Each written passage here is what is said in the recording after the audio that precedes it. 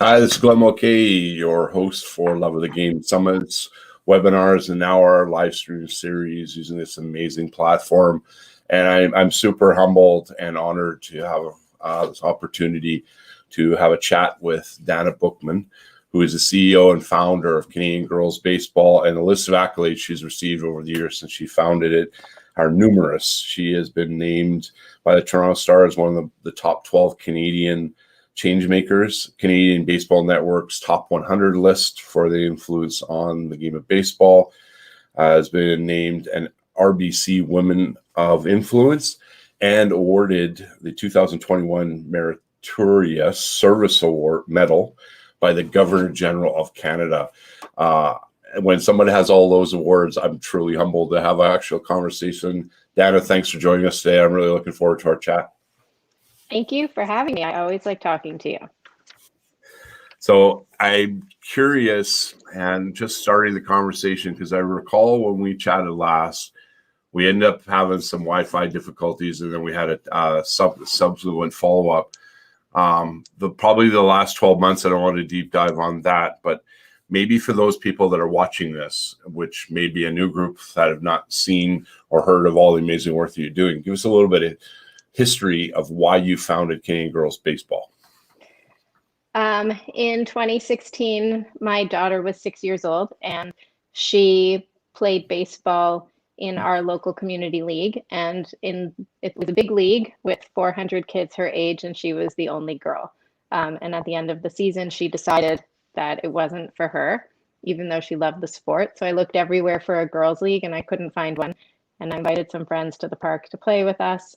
And I was hoping for 5. And when we got 5, I was hoping for 10. And in that first season, we had 44 girls join us. And that was really exciting and fun. So we did it again in 2017, where we had 350 girls just by word of mouth, which basically led me to the conclusion that lack of participation was not connected to lack of interest, it was lack of opportunity. And from there, we've spread across the country, and this year for the first time we're opening in British Columbia, so we'll actually be have girls leagues in PEI to BC, not everywhere in between, but a lot of places in between. It's awesome. And when did you have the epiphany moment that this was going to really gain legs going forward? Because it's only been what, three full years since this really happened. 4 full years. Yeah, 4 full Then years. it had a major little hiccup in the middle, which we've dealt with for the last 12 months. So when was the epiphany moment? This is really going to gain legs. I think I'm still waiting for that epiphany moment. But I think I realized it when that first 44 girls came out, because I really was hoping for 5. And so when we got 44, I thought that I had reinvented a sport and was doing something that nobody else had done. And I got permits and insurance and, had chose a name. And so that for me was like the pivotal moment.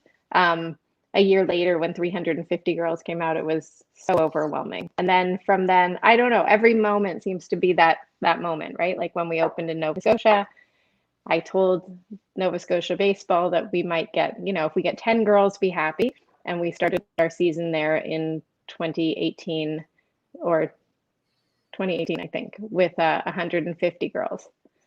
So I think, just the momentum and the interest, and I mean, it's what keeps me going. Yeah, and I remember one of our first conversations, you're actually doing something that's completely bucking the trends of youth sports, where, globally there's that 70% attrition by 13. I don't know if it's really a Canadian number, because I think most kids, if they're pulling out, it's 14, 15, but you're growing like leaps and bounds. And now coming into the 2020, we go into pandemic mode and we're shutting down, and we're still shut down across. How has that impacted your numbers? Are you still seeing growth, or has it kind of stalled a little bit? Well, so that's interesting. In the areas that we've opened in before, we've slowed down. But in new areas that we're opening, our numbers are surprisingly strong. So for example, we're opening in Windsor, Ontario, we're opening in Vancouver, we're opening in Comox, BC. And we have, I think in Vancouver, we already have, like in BC in total, we have more than 100 girls registered. That's a big number for a new program that, hasn't been there before. In Windsor also, I think we have 50 girls registered so far, and our program registration usually picks up in the last few weeks before we close our registration. So, so those numbers are higher, but in areas that we've been before, people are slower to register because they know the program and they know that, we don't really have a cutoff date for registration. And so they're more comfortable waiting a bit longer. I think in Toronto, which is usually our biggest market, was a bit of a struggle because it's spring. We're obviously in the heart of a lockdown, and we still have more than 200 girls registered for our spring league in Toronto, which we've taken online so far. But it's a bit lower, but it's sort of what we expected. It was my estimate for the area, so it didn't go below my estimate.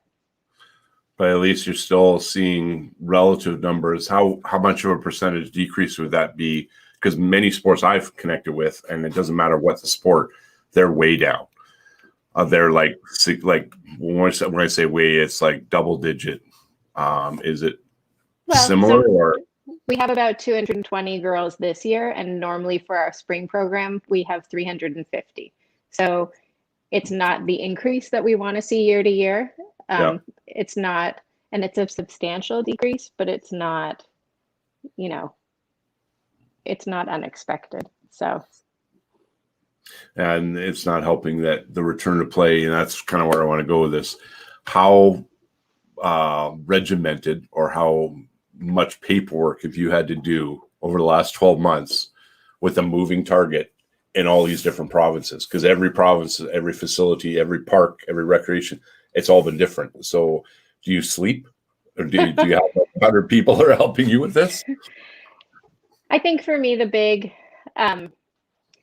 biggest challenge has been angry parents, upset parents. I mean, we don't have a lot of them, but I take it personally because obviously we're trying to offer a program in these times, which makes it hard. It's a moving target. But we were conscious going into 2021 that we needed a policy that we could, carry across all of our programs, across all of our provinces. So we do have a robust online curriculum that we're using. So our policy is basically, after a certain cutoff date, if you register, you agree that you'll participate whether we go online or whether we're in person, or it's a hybrid of the two. So this year we've been okay. There have been some unhappy people. Obviously, nobody wants their kids online more than they already are. But I think a lot of kids are finding our program fun so far. And then in terms of 2020, well, that was like a disaster for everybody, right? We had to refund all of our summer programs. We refunded our spring program. We were like, our hands were completely tied because we had ordered our uniforms and ordered our equipment, which we never received any of. And I mean, we gave everybody in that program credits. So we were lucky to survive through that. And people were kind. Most people were kind and understanding. Our program isn't extremely expensive, but of course, every dollar counts, especially when there's so much uncertainty. So yeah, it's been a challenge. Do I sleep? Not, I mean, like, there are some things that definitely keep me awake, but I think that we've come up with a policy, we've shared that it's the policy, and now, we can move on knowing what we know. Yeah, I went through a similar experience. We hosted our first ever multi-sport camp last July in partnership with my good friends 2-for-1 Sports, and they've done multi-sport programming for over a decade. And as we were getting closer to the actual launch date, the needle kept moving. Are we in phase 2? Are we in phase 1? Are we going to phase 3? Fortunately, in July of last year, we were in phase 3, and the decision was, okay, we can do cohort groups, keep kids in 10 at a time, and group leaders wear masks and what have you. So we're able to run that very, pretty successfully. But ironically, a year later, we're already twice that number. We're over 100 kids, which is unbelievable because we're 2 months away from running the first camp. But it just shows, even though there's frustrated parents, there's also a lot of bent up demand by the parents to get their kids outside. So your programming spring and summer, are you anticipating summer you're going to be able to get back to whether it's skills and or games or versus the spring program? Well, I'm still anticipating that our spring program will get outside. That's my goal. So I think that, I'm hoping that restrictions will lift a little bit for spring. And then for summer, I'm pretty confident that we'll be outside. We kept our spring teams under 10 also, like you were saying, so that we could make sure that if the rules allow groups of 10, that we can get out and practice and they can play 5-on-5 scrimmages kind of games with a coach. So we are, we're hopeful that we'll be able to get everybody outside and run a really strong program outdoors. What constitutes spring versus summer program, like dates? So our programming runs in a series of 8-week sessions. We're not like a traditional baseball league that runs from May through September.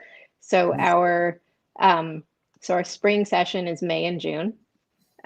And then our summer is July and August. And then we have a fall, which is September, October outdoors. And then we move indoors and we have indoor training starting in January. And we run some other little programs in between. So we run full year-round programming, but we do it in a way, it was developed that way to fit the needs of girls in sports.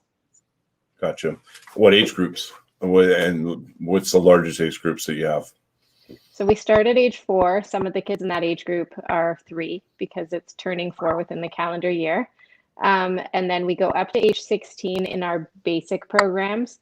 And then we've also introduced, in 2019, we introduced a really successful women's pilot program, which runs the same as our kids program. So it's 8 weeks. It's a development program. So we teach the game and then we play the games. And that we introduced that in 2 provinces and we'll be offering that again. So the point for us is to keep playing like from the time you're born and until you die. So cradle to grave. So that's our ages, but I think that our largest age group is, and we're doing our metrics and evaluations this year. We're looking back and we're going to look forward, but just from this year alone, I can say that our largest age group is like our 9 to 11-year-olds. And then we do have a strong reach with the 15, 16-year-olds, which is surprising. And by strong, I don't mean that it's close to the number of 9 and 10-year-olds, but it is, more than I would expect. So we can usually have, 40 girls within 300 players. 40 of them will be that age group that typically drops out. So the 9 to 11, you've been at it for 4 years. How many of them have gone into that 13, 14, or is it still too early to? The reason I ask is girls are twice as likely to quit sports by the age of 13 as boys. So I'm wondering if they're keeping going beyond that age of 13. Yeah, interestingly, they are. So our age group we've had a lot of girls grow up with us. And I just know based on their names that they're sticking with it because I think we offer this program that's sort of, it's casual, it's development, it's 8 weeks, it's once a week at the same time in the same place every week. And that's appealing because we're not saying that as you move forward in the sport or, continue your sport career that you need to play more, which is often what sports entails. You either get to the elite level or you drop out. We're kind of steady. And so we are able to retain our players. And yes, our 13 and under age group has grown because our 11-year-old girls are now in the 13U age group and they're back and they're playing. It's awesome. So let's go back to the 3 and 4-year-olds. I'm just curious. That's probably more like the Rally Cap program with Baseball Canada, right? They're not really playing games or anything. Because I remember my son at 6'7", T-ball, and then maybe tadpole. they're not pitching or anything like that yet. They're just learning how to kind of run and catch and throw and basic fundamental skills, right? Yeah, we do, physical literacy through baseball. But we do get to the point with those age groups where we're playing a game. There's a lot of support. Usually would have a lot of parent coaches in those age groups and a lot of staff coaches, and we have a junior coach program who work with that age group too. So we do give a lot of support, but by the end of it, I mean, you'll see them and it'll look like they're playing a game, but we integrate a ton of fun pieces that make it, they might not understand what they're doing as much, like in terms of the baseball IQ, but yeah. they're learning to run from one base to the next base to the next base, and that's how they get a home run. It's physical literacy through baseball, but they are definitely playing, and we use things like rubber chickens and we have these big plush balls that we use, and we use sparkly balls and hula hoops and all kinds of things to keep them really engaged. The rubber chicken is probably, did I tell you that analogy? No. Okay, so I was asked to be at a jamboree. It was an all-girls jamboree, a number of years ago, and it was hosted right in my neck of the woods. And it was in conjunction with Chevrolet Safe and Fun Hockey. Bobby Orr, Vicky Pascal Campbell, Vicky from Team Canada, there was a few others were there, and Mike Bossy was invited. But I was on the ice with 9-year-old girls, and one of the drills that they asked us to do was with a rubber chicken. It was like a puck race, but they went and grabbed a rubber chicken, and they had to take the rubber chicken and then throw it over one of the Team Canada players. And the smiles I saw on these girls' faces and the smiles on all of our faces, like all I was doing was literally staging the rubber chicken.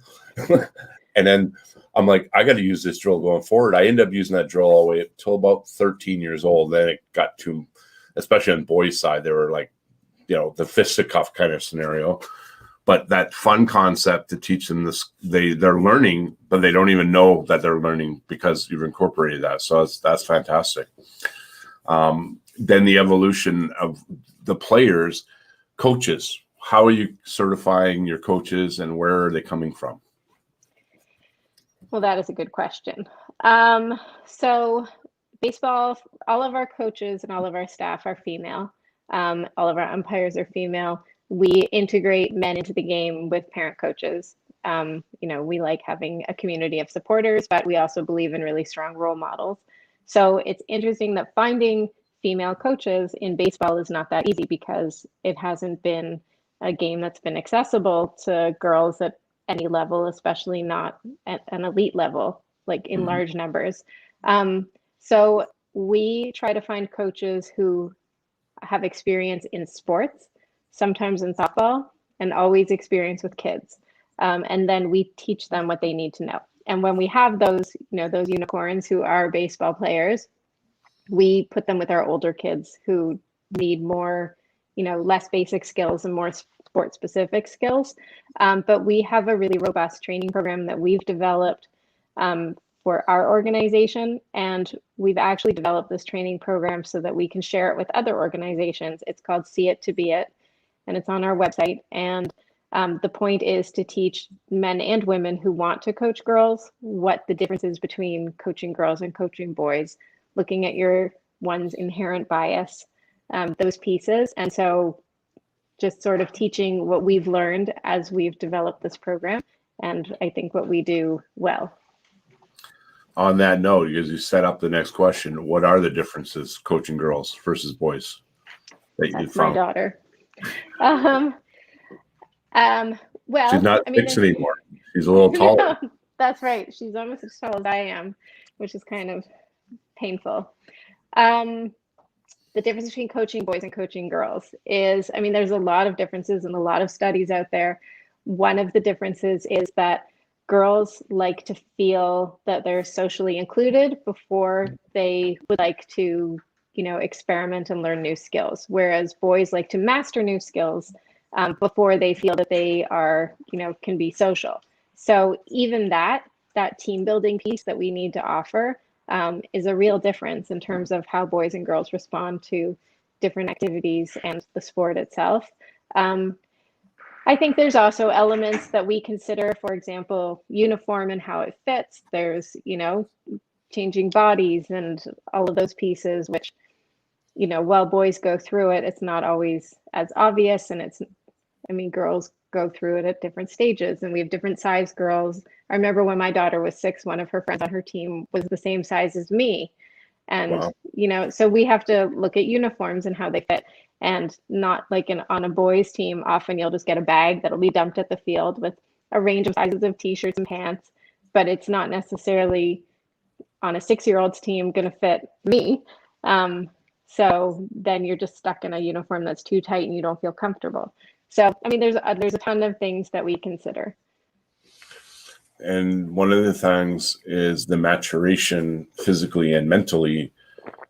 Coaching girls, that jamboree, 9-year-old girls, you bring them to the board, you're explaining a drill, they look, they listen, they go do it. You bring 9-year-old boys, they're doing, snow angels and they're roughing around housing, they're not really paying attention. Like that in itself was an eye opener for me in terms of the faster maturation physically and mentally. And then coaching softball as many years as I did, I had to adapt to 12-year-old girls versus 12-year-old boys. They are different. Where they kind of catch up, and it's kind of reflective. I don't know how much of a deep dive you do on the learn the long-term development model, long-term AD, LTPD, whatever the case acronym you want to use. By about 15, 16, they've kind of caught up on that maturation. Do you agree or disagree, or no? Physically, I agree. We don't coach boys. I have one, so I can see, where he is. I think that though, when you get to that age division, oftentimes boys value the competition and winning over fun, and girls value fun more than winning. So you still, although they might be, the same mental capacity, they just have different values. And so that's something that needs to be considered when offering programs that maybe 15-year-old boys would not enjoy playing with the chickens, but 15-year-old girls, at a development level still like playing with the chicken. It's silly, it's fun, it's something that's different. And so I think there still is that difference. I think the expectations that we put on boys and girls in sport, and I'm talking at the development level, I know there's elite sports on both sides, but just there's different expectations. And that's something that is inherent with, even I have these biases when I look at my son and look at my daughter, and I have to be aware of them. And so when we put stuff on those kids on the field, we just have to know what our expectations are of them and what they should be of them, And so there's all kinds of pieces, I think, that go beyond their capacity, and even their individual personalities, but more as like their, what they seem to like as a group. Yeah, and as they get older and more, they're chasing their dreams. So whatever the case may be, kind of have to gear the coaching relative to where they want to go. You mentioned earlier that you're now branching out in my home province, British Columbia. How did that come to fruition? It sounds like Comox, and so we've got one on the island program and then one in Vancouver. So when did that seed get planted, and how big or where do you see it going forward in British Columbia? Well, we've been talking about it for years.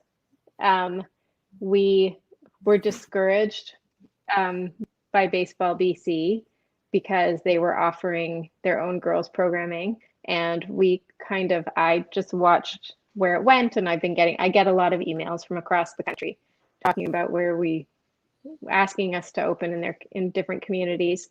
And we watched the Baseball BC programming and saw that it's really, it hasn't grown exponentially. It's sort of in a couple of different neighborhoods, and what they're doing, I think the kids are enjoying, but it's different than our program. So after seeing that and getting a bunch of emails, and actually getting emails from 2 different coaches now, but two young women who wanted to be part of our program and help us run the program, those different areas. It sort of all came together, and we just decided, let's go for it. Because we are Canadian girls baseball, we should try to be in as many provinces as possible. Right. So I think the idea is that we will continue to grow to every community that wants us to be there. So we just need to get emails, and then as soon as we get enough interest in a specific area, we'll open a location and see how it goes. I mean, it's not always going to be amazing, and the response isn't always going to be 150 kids the minute that we open. But to me, it really is a win if we get 10 or 20 girls, because we can run a program, and just like it spread in Toronto when we opened and we had 44 girls one year and grew 840% between year 1 and year 2, that was just by word of mouth. So I believe in the product that we're offering, and I think that it will lead to good things, and the growth will come. And in essence, what you have is champions as coaches, and then the players become the champions, similar to what we see with, multi-sport camps or whatever model you're creating. They become the sellers of the services and the products that you're offering. And if you're setting the bar and making it different, they're going to come to your programs, which is fantastic. Where do you see the next growth cycle? Like, what province have you not tapped into that you've had some conversations, and where is it going? So we've had conversations there's a few we're looking at. Alberta and Saskatchewan and New Brunswick are 3 provinces that we're not in. And I've had conversations with both the provincial governing bodies of baseball, but also just with some regular people, and some people from different leagues who want to open a girls' division of what they're doing. So I think it just depends, if we can find that staff person, like a regional coordinator in those areas. And we just hired somebody to work in our Maritimes, like our East Coast programming, but she's from New Brunswick, where we don't offer programming yet, but that might be just a natural fit for us. So we'll see. I mean, fingers crossed we can keep expanding, because we need cash. If anybody wants to donate, 1-800-BASEBALL. No, I'm just kidding. And you can share with the organizations. I think this year, because of gaming grants being kind of a big driver for a lot of organizations, but they base it on prior year numbers. And if your prior year numbers really decrease because of COVID, that grant funding is going to significantly decrease. And secondly, how much grant funding can continue to be tapped into when we've all been kind of relying on it for the last 12 plus months, right? So, I'm all for planting seeds and promoting and helping organizations continue to grow, because like when we originally had our first conversation, I think you're doing amazing work. Obviously, all the accolades received. It's a matter now of continuing to build on the momentum. You've got all the first followers now, and they're just going to keep, sharing the word, so to speak, right? I hope so. Look, I mean, we've until this year not really had any granting, and sports is such a funny animal, because we can be nonprofits, but we can't be charities, so we can't get the dollars. And often we're community based, and so our numbers are not so big that we can get marketing dollars. So it's just a funny space to be in. And yeah, I mean, we have to either continue to grow or get some donations, or do both in order to expand. And obviously, I mean, with all sports, all kids sports and grassroots sports, there are these necessary pieces of, to keep kids' mental health, to keep them sane and to keep them active. And COVID's just going to have a devastating effect. We're going to see dropout numbers, I think, that are going to be, sadly not surprising, but actually really sad, because they're just going to have walked away from it and have no interest in returning. Yeah, and you kind of circled to a question that kind of opens another door, but the mental health aspect, the benefits of them participating versus not. Have you seen that firsthand, and do you have a couple of analogies? I mean, look, with COVID, what we know is that there hasn't been a case of outdoor transmission in sports in the country, as far as I'm aware. I know in Ontario that's the case. There's not been one case of sport transmission when it's been an outdoor sport. And so that to me outweighs like there's so much benefit to being in sport. And I have heard and received emails from families with us that we ran a very small, short fall season last fall. And I got emails saying, like, thank goodness my daughter could get outside and get on the field and be with her friends and, just have some air and some community. And there's all those pieces to sport. And I look at my own kid. I mean, my son is a AAA baseball player, and he's just, I see how it's affected him socially. Kids socialize in certain ways. They socialize when they're together. They like to talk to each other. And we know the mental health numbers, the statistics are alarming. I mean, the raise in suicide rates, the raise in drug use and depression. And you can see it. I think you can see it in every kid. And they don't have the tools to deal with it. And sport is that tool. And so I hope that we can get out there and offer it to them, especially knowing that it's a safe space and we should be able to do it. Yeah, it's a matter of, setting the wheels in motion, but hopefully come the end of May, because I don't know what's like in Ontario, but May 25th is kind of our next announcement, whether we're going to see the number start to subside. The irony is this time, last summer, we were all-time low in the country. And then the variants just started exploding, and we're in the third wave. And is there going to be a fourth wave? And what can we do to curb it? Well, you're right. On getting outdoors is probably the best. And we saw the summer numbers last year, it really decreased. And that was when we got back to being indoor and school and all the other stuff. So I hope that we're going to be able to curb that trend, and then we'll be able to bring it back. So gameplay for you, you're aspiring with your summer season. If you get to a certain phase, is that what you're waiting for in terms of return to play? I mean, we shall be playing, whether we're playing online or we're playing in person. Our season will start and we will go ahead regardless. But in terms of getting outside, I mean, we just have to be allowed. As soon as we're allowed in any capacity to gather outside in groups of 10, we are ready to go. Like if we can, I know last year, the rules changed, and in some places it was groups of 10, but then it opened up and you could play within groups of 50. And so we're ready for anything.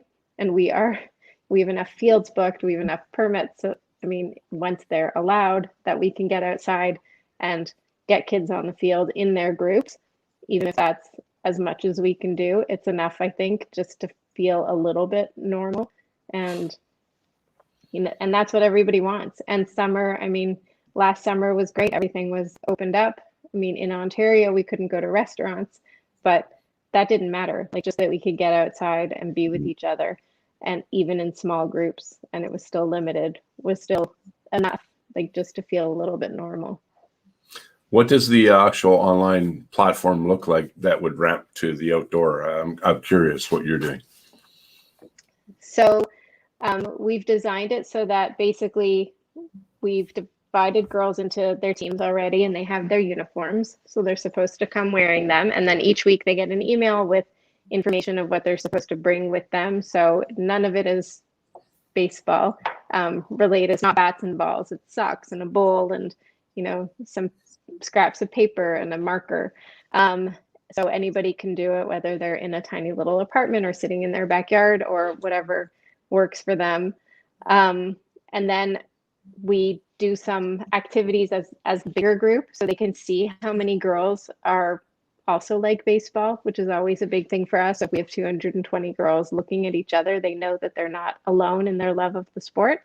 And then we divide them in Zoom. There's breakout rooms, so we divide them into their teams together in their breakout rooms so they can meet their coach and do their activities with one of our staff coaches and their parent coach.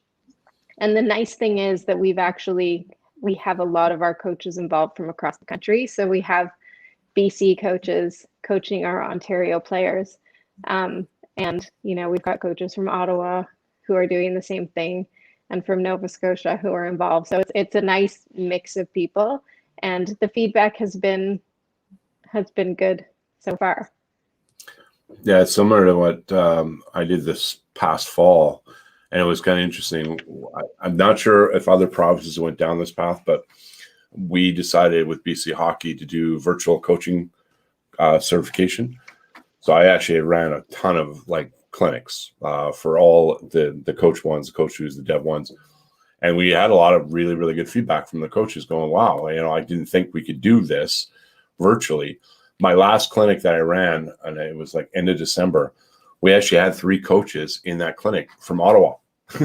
And we were like, hang on a sec. And they're going, we couldn't do this in Ontario. There was no clinics. We want to get our certification. Well, blah, blah, blah. So it just shows that whole transfer, and when we've ran summits, we have people coming in from all over the world, Australia, New Zealand, many parts of Europe, all across the US.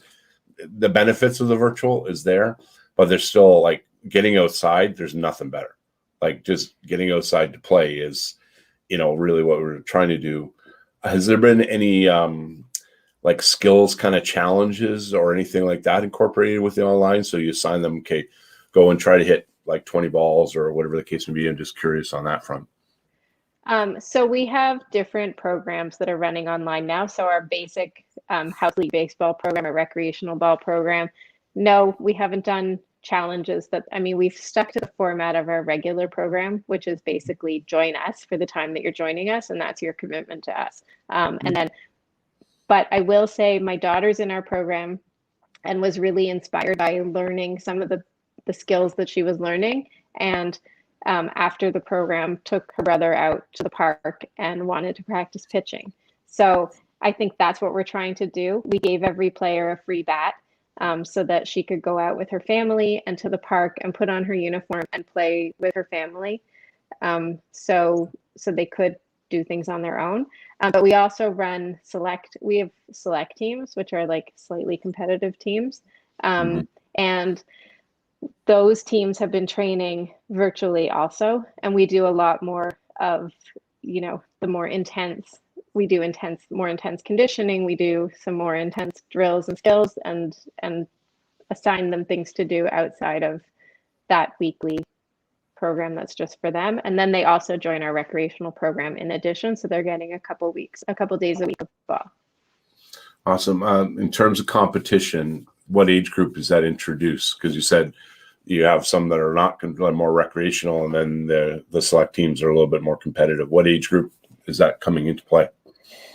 So we start that at 8 and under, so an 8U team. And by more competitive, what I really mean is more baseball. So I said before, our program is 8 weeks, once a week, at the same time in the same place every week. And then for girls who want more baseball, we offer them an extra day of practice and an extra game every week. And in the past, we've been able to offer games. We're the only all-girls league, but there are leagues with girls teams, or there are groups of girls who can form a team, and we play against those girls.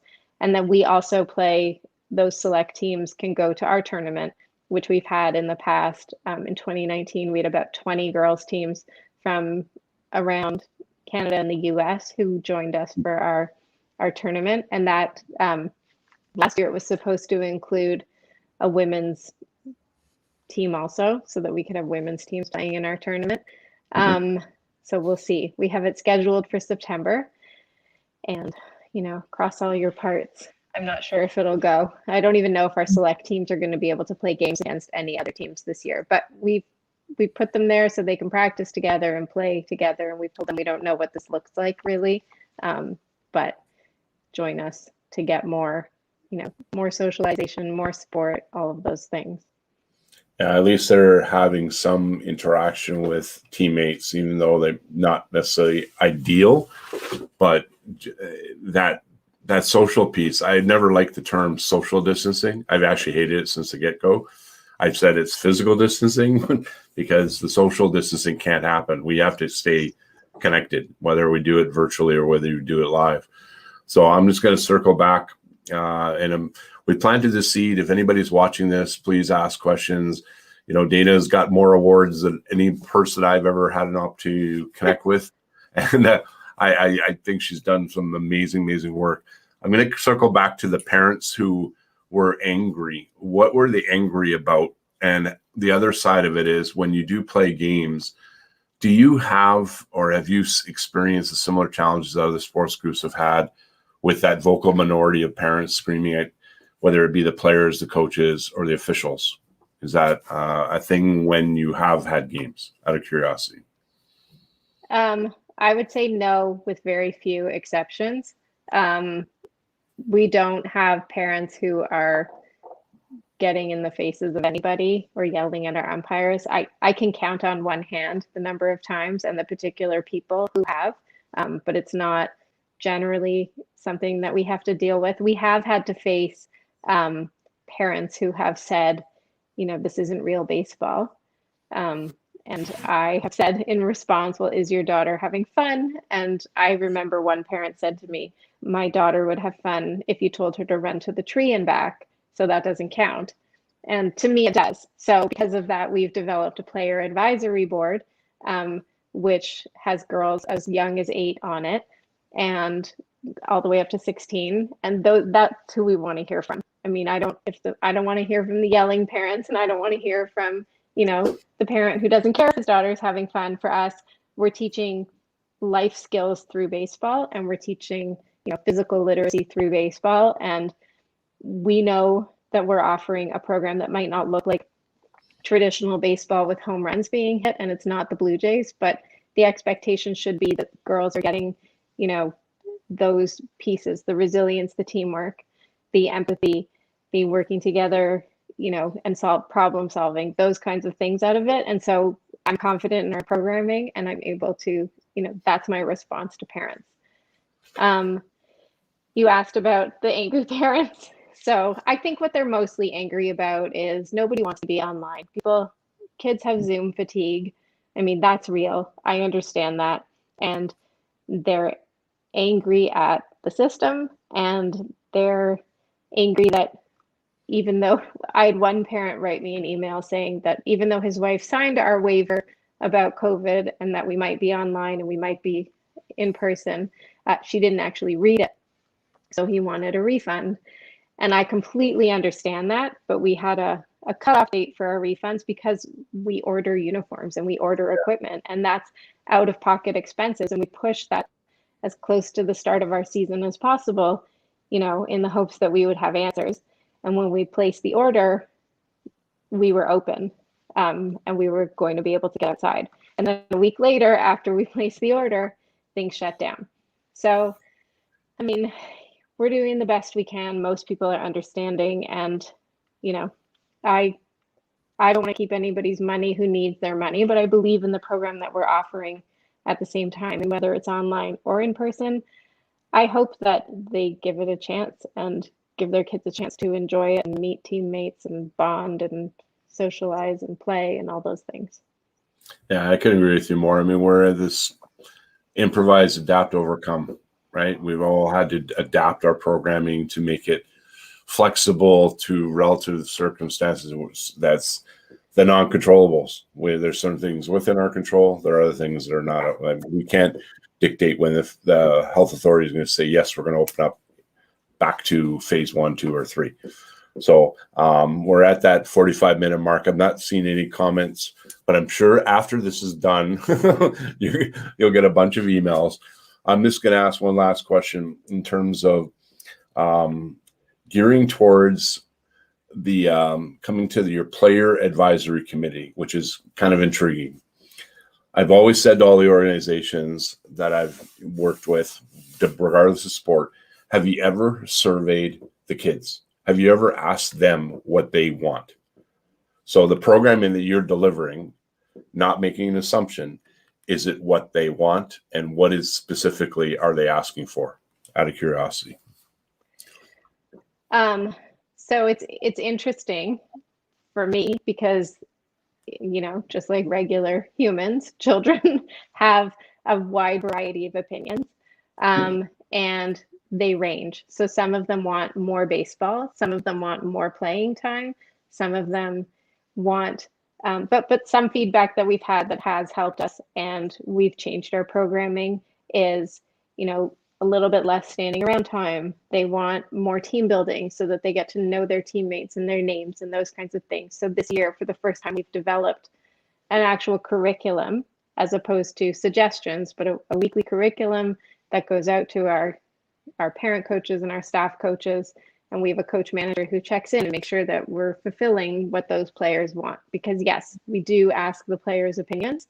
That's not as easy as it sounds when it comes to just doing a survey, because often the parent will fill it out and not the kid, and you've got to get permission if you're going to ask the kids.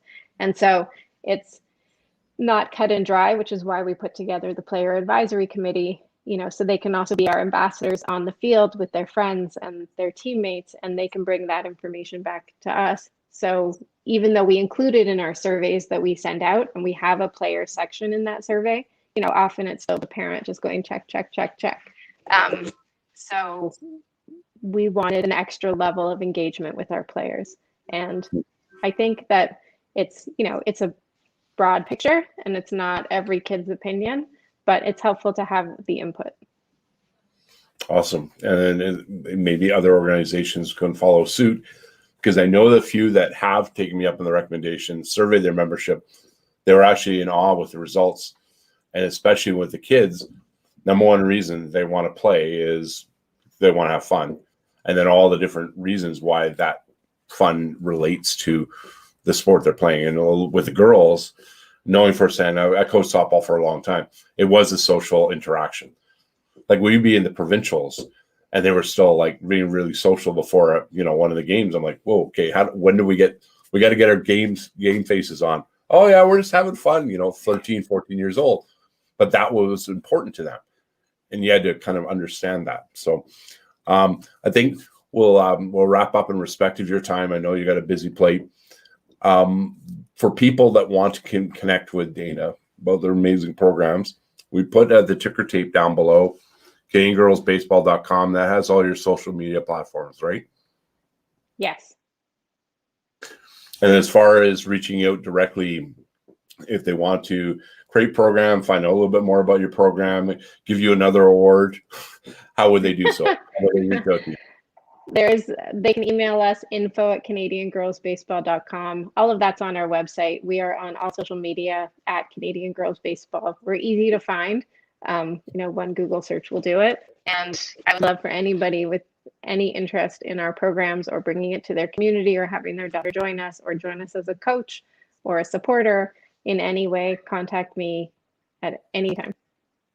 Awesome. And always great to chat with you. I really enjoyed the conversation.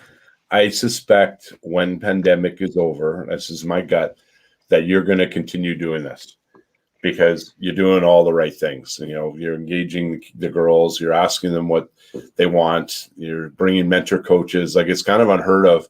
I know a lot of sports are trying to have all female coaches, all female umpires, or whatever the case may be, officiating. It's tough, especially and then mentoring those coaches to mentor the girls. But I think you're hitting it out of the park, literally, on many fronts. And kudos to you for everything you're doing. And thanks so much for making the time to chat with us today. And you'll see in the Facebook feeds any comments, I'll forward them to you. And keep up the great work. I'm sure you're going to continue to hit it out of the park, Dana. Thanks so much. Thank you so much. Thank you for speaking with me. I appreciate it. So it's a wrap. Okay.